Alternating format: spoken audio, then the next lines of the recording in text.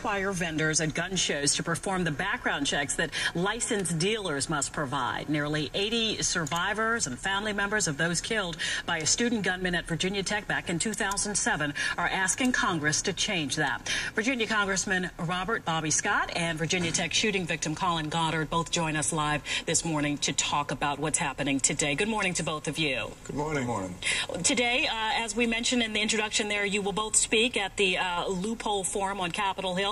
Let me start with you, Representative Scott. What will your message be today? Well, the message is that you have to go through a background check to buy firearms, and everyone who goes to a store to buy a firearm will go through the background check. There is a huge loophole, however, if you go to one of these gun shows and you can buy stuff from an unregistered dealer, a person that's not registered as a dealer, and buy all the weapons you want. All you have to show, you don't show any ID, you just show cash.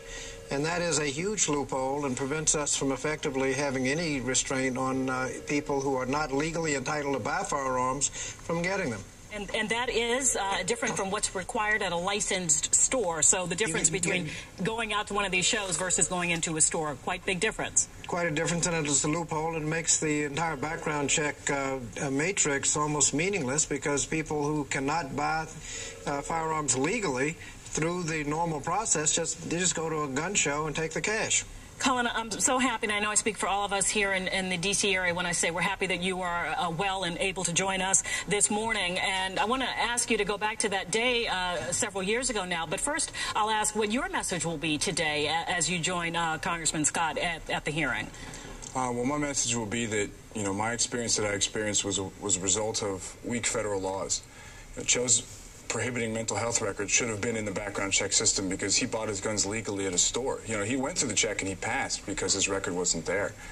And now, learning that, it opened my eyes to the greater patchwork of state and federal laws we have in this country, and realized that, some of them are made to be unenforceable and just, not strong enough.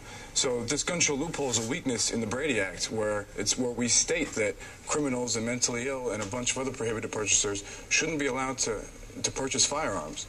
Yet they can do so legally through a loophole in the gun shows that they have every weekend here in Virginia and across the United States. We're looking at some painful video from that day, April 16th, 2007. I won't ask you to stay on it too long or linger on it, but I do want you to paint the picture for us, what happened that day for you.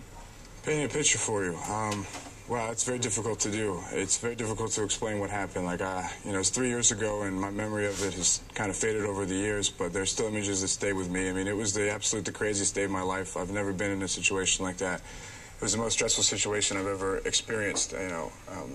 It's something that, it carries with me. It's something that I think about often, but it's something that now I'm trying to turn a negative experience into a positive one, and to affect positive change for a greater amount of Americans. Congressman, let me ask you, what are the hopes for passage of this act? Realistically, do you think that this will pass? Well, we're very hopeful. One of the things that we're trying to do is to hold a forum today to generate more public support, so that legislators will be more likely to actually support it. We've got a lot of co-sponsors, but also we've got a lot of opposition to any change in gun laws that would restrict someone's, even those that cannot purchase them legally, trying to restrict their access to firearms. There's always opposition.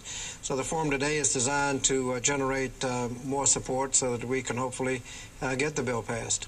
Let me just say the NRA has come out with, among other things, a statement that just says that this bill just simply goes too far. For example, it has promoters registering with the Attorney General to pay these unspecified fees to operate shows, and that these shows are only 2 or 3 days, and that it's not really fair from that point of view. What do you say to that? Well, there's so many shows that if you want to buy a firearm today, you don't have to wait very long to anywhere in Virginia to find a gun show where you can go. If you got the money, you can buy virtually any kind of weapon you want, handgun, military assault weapons, anything you want. So having a system where you have to get a background check before you purchase weapons is meaningless if people can just go up to a gun show and not show ID, just show cash, and walk away with any weapons they want. So all this does is makes the system of background checks meaningful and not have this huge gaping loophole. Congressman Bobby Scott is from the state of Virginia, and Colin Goddard was a Virginia Tech shooting victim. Both men will speak today at the Gun Show Loophole Forum on Capitol Hill. We appreciate your time. Thank you.